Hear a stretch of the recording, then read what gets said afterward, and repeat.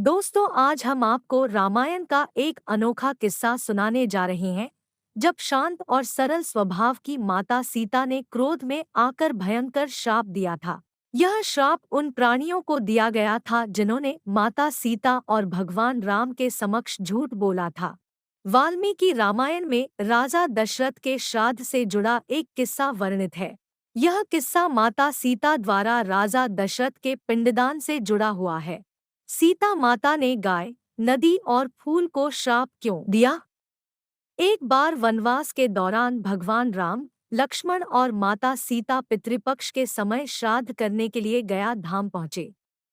श्राद्ध कर्म के लिए जरूरी वस्तुएं जुटाने के लिए राम और लक्ष्मण नगर के तरफ चल पड़े।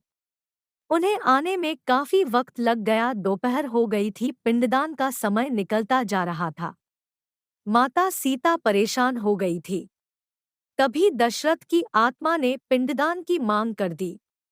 मजबूर होकर माता सीता ने फल्गु नदी के समीप केतकी के फूल, गाय और वट वृक्ष को साक्षी मानकर बालू का पिंड बनाकर स्वर्गीय राजा दशरथ के निमित्त पिंड दान कर दिया।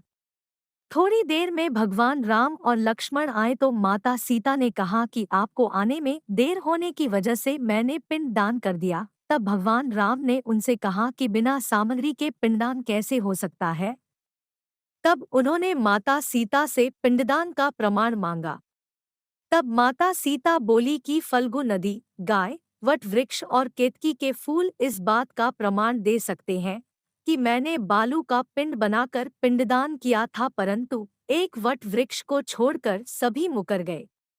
वट वृक्ष ने कहा, यह सच है कि आपकी अनुपस्थिति में माता सीता ने पिंडदान कर अपने धर्म का पालन किया है।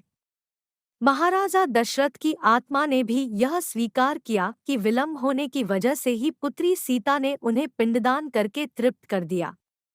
तब भगवान राम और लक्ष्मण को यकीन आया तो वह प्रसन्न हुए, परंतु झूठ बोलने पर माता सीता ने केतकी के फूल से कहा कि तुम्हारा फूल कभी पूजा में चढ़ाया नहीं जाएगा।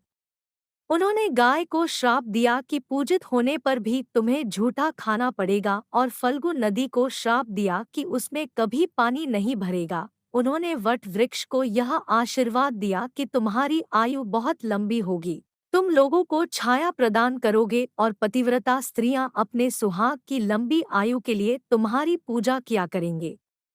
यही कारण है कि गाय के अंदर 33 कोटि देवताओं का निवास होने के बाद भी वह सड़कों पर भूखी प्यासी जूठन खाने को मजबूर है। इसी प्रकार केतकी का फूल कभी भगवान पर नहीं चढ़ता और गया में फल्गु नदी हमेशा सुखी रहती है। Thanks for watching.